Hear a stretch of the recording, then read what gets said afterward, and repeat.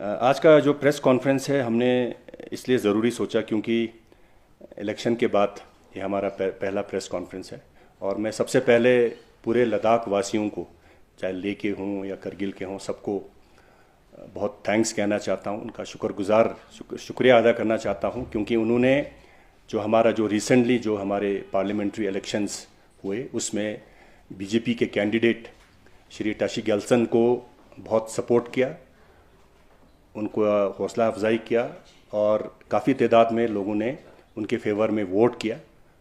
इसलिए मैं बीजेपी की तरफ से सारे लोगों का, पूरे लद्दाख के लोगों का तहे दिल से मैं थैंक्स कहना चाहता हूँ, शुक्रिया कहना चाहता हूँ। और साथ ही साथ में मैं ये भी एश्योर करना चाहता हूँ कि बीजेपी का कैंडिडेट इस बार नहीं जीत सका, उसके बहुत सारे रीज़न्स हो सकते हैं। तो इस बार लद्दाख का कैंडिडेट, हमारे इंडिपेंडेंट कैंडिडेट हनीफा जान जी यहाँ से चुन के गए हैं, तो मैं बीजेपी की तरफ से हनीफा जान जी को भी मुबारकबाद पेश करता हूँ और उम्मीद करता हूँ कि आने वाले दिनों में लद्दाख के जितने भी इश्यूज़ हैं या जितने भी हमारे जो पेंडिंग इश्यूज़ हैं उनको वो अच्छी तरह से गवर्नमेंट ऑफ इंडिया के साथ टेकअप करेंगे।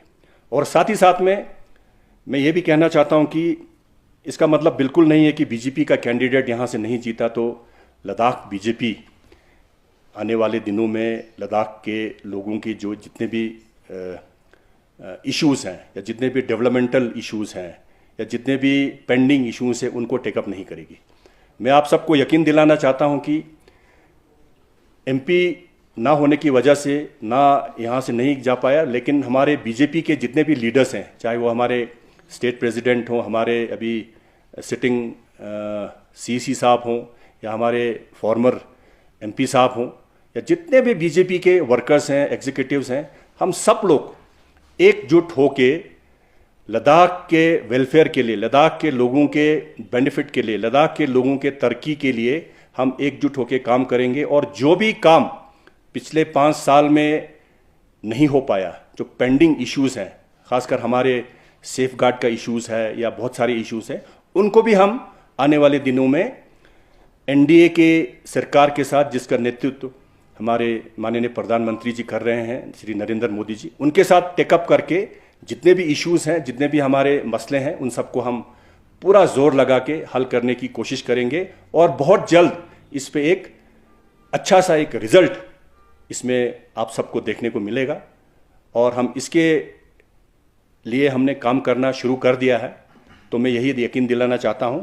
और साथ ही साथ में आप लोगों का ध्यान में इस तरफ भी ले जाना चाहता हूं कि अभी रिसेंटली 3-4 दिन पहले हमारे करगिल के हमारे लीडर सजाद करगिली, जो कि करगिल डेमोक्रेटिक अलायंस के कोर ग्रुप के मेंबर हैं, जो अभी जिनके साथ अभी गवर्नमेंट ऑफ इंडिया के साथ बातचीत जो चल रहा है वो मॉडल कोड ऑफ कंडक्ट की वजह से अभी थोड़ा सा हॉल्ट पे चला गया था, तो आने वाले दिनों में ये बातें दोबारा रिज्यूम होंगी। तो उस ग्रुप का एक important member Sajjad Kargili recently 3-4 दिन पहले हुर्रियत कॉन्फ्रेंस के leader, separatist leader Mirwaiz Umar Farooq के साथ उन्होंने एक मीटिंग किया। शुरू में तो लिखा था कि ये कटसी कॉल है, ईद की मुबारक देने गए हैं, उनका हालचाल पूछने गए हैं, तो उसमें हमें कोई एतराज़ नहीं है, कोई भी कहीं भी जाके किसी के साथ भी मिल सकता है, हालचाल पूछ सकता है। मगर हमें एक बात समझ में नहीं आई कि सजाद करगिली को उमर फारूक के साथ लद्दाख के इश्यूज़ को डिस्कस करने का क्या रीज़न है, क्या मतलब है। और साथ ही साथ में वो जम्मू कश्मीर के मसले को भी हुर्रियत कॉन्फ्रेंस के लीडर के साथ डिस्कस कर रहे थे। लद्दाख अभी जो है जम्मू कश्मीर का पार्ट नहीं है, लद्दाख एक अब यूनियन टेरिटरी बन गया है। लद्दाख 5 अगस्त 2019 से लद्दाख एक अलग यूटी बना है। तो जम्मू कश्मीर के मसले को जम्मू कश्मीर के लीडर सॉल्व करें, लद्दाख करगिल के लीडर को इन सब बातों से क्या लेना देना है। और साथ में लद्दाख को इस चीज़ में लाने की क्या ज़रूरत है कि क्या आप लद्दाख के जो भी मसले हैं, जो हमारे सेफ गार्ड का इशू है या जो बाकी सारी चीज़ें हैं, क्या ये सारा उमर फारूक जी इस पे डिसीजन लेंगे? क्या हुर्रियत कॉन्फ्रेंस सेपरेटिस्ट लीडर अब इस पे डिसीजन लेंगे। तो ये बात हमें एक बहुत बड़ा कॉन्स्पिरेसी लग रहा है। और मैं इस बात को आज यहां से कहना चाहता हूं कि एनडीए के केडीए के कोर ग्रुप के दूसरे मेंबर्स जो करबलाई और हमारे कमर अली आखोन जी हैं, उनसे मैं ये क्वेश्चन करना चाहता हूं कि आपका कोर ग्रुप का मेंबर हुर्रियत कॉन्फ्रेंस के लीडर्स के साथ क्या सीक्रेट बात कर रहा है, क्या सीक्रेट एजेंडा है ये? लद्दाख के इश्यूज को सेपरेटिस्ट लीडर के साथ डिस्कस करने का क्या मतलब है? क्या आप लोगों का क्या हिडन एजेंडा है? एक साइड से आप लोग ले एपेक्स बॉडी और केडीए का आप लोगों ने एक कोऑर्डिनेशन कमेटी बनाया है जिसमें 3 मेंबर्स ले से हैं, 3 मेंबर्स करगिल से हैं, जिनके साथ आप लोगों का 1 बार नहीं, 2 बार नहीं, 3 बार नहीं, 5-6 बार गवर्नमेंट ऑफ इंडिया के साथ बातचीत हो चुका है और आगे भी यही बातचीत जो है वो कंटिन्यू रहेगा। तो उससे पहले आप हुर्रियत कॉन्फ्रेंस से मिल रहे हो, जो कि एक सेपरेटिस्ट लीडर है, जो कि गवर्नमेंट ऑफ इंडिया के खिलाफ करते आ रहे हैं। वो लोग चाहते हैं कि कश्मीर को पाकिस्तान के साथ मर्ज करें। हुर्रियत कॉन्फ्रेंस का यही डिमांड है ना कि कश्मीर को पाकिस्तान के साथ मर्ज किया जाए, इंडिपेंडेंट उनको वो दिया जाए। तो ऐसे लोगों के साथ मिल के क्या लद्दाख के आने वाले दिनों में जो बातचीत होने वाला है उसको क्या डिरेल करने की कोशिश की जा रही है? मेरा कहने का मतलब यह है कि लद्दाख के मसले को लद्दाख के लीडर ही सॉल्व करेंगे, चाहे वो ले एपेक्स बॉडी हो, चाहे केडीए हो, चाहे बीजेपी हो, कांग्रेस हो, हमारे आम आदमी पार्टी हो। हम डिसाइड करेंगे कि लद्दाख को क्या चाहिए, लद्दाख को किस डायरेक्शन में ले जाना है।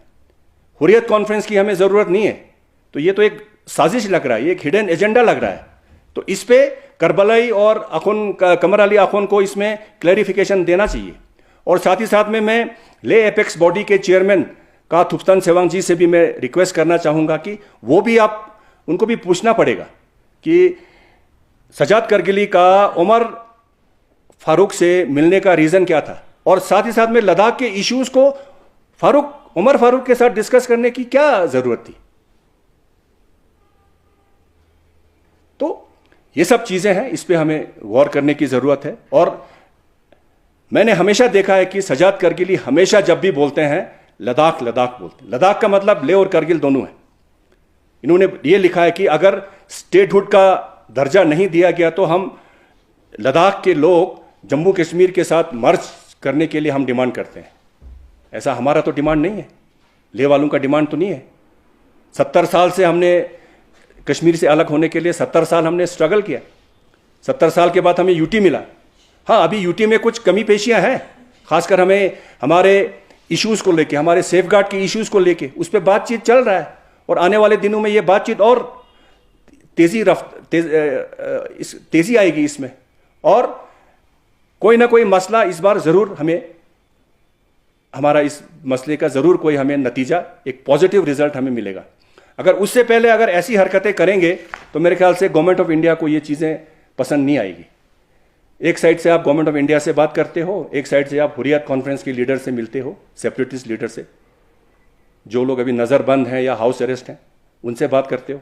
तो क्या ये गवर्नमेंट ऑफ इंडिया से कल बात करने के लिए क्या ये एक सही रास्ता है? मेरे ख्याल से नहीं है। तो इस बात को हम हाईलाइट करने के लिए आज का ये प्रेस कॉन्फ्रेंस हमने किया था।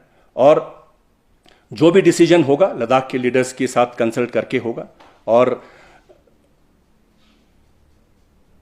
भारतीय जनता पार्टी पहले से कमिटेड थी कि लद्दाख को सेफगार्ड मिले, चाहे 6 शेड्यूल के जो इश्यूज है उसको भी रिजॉल्व किया जाए, अनएम्प्लॉयमेंट का इशू है उसको भी रिजॉल्व किया जाए, सेपरेट लोकसभा का सीट है या हमारा जो पब्लिक सर्विस कमीशन का इशू है, वो सारे इश्यूज भारतीय जनता पार्टी चाहेगी कि जल्दी से जल्दी इस पे एक कंक्रीट रिजल्ट, एक अच्छा सा एक पॉजिटिव रिजल्ट लद्दाखियों को देखने को मिलेगा। तो हमने इस कॉन्टेक्स्ट में आज का ये प्रेस कॉन्फ्रेंस किया था। तो ये सारी चीज़ें बताना बहुत ज़रूरी है। तो आप लोग आए, इस बार आप लोग आए तो मैं एक बार फिर आप लोगों को थैंक्स कहना चाहूँगा कि आप लोगों ने इस प्रेस कॉन्फ्रेंस को कवर किया।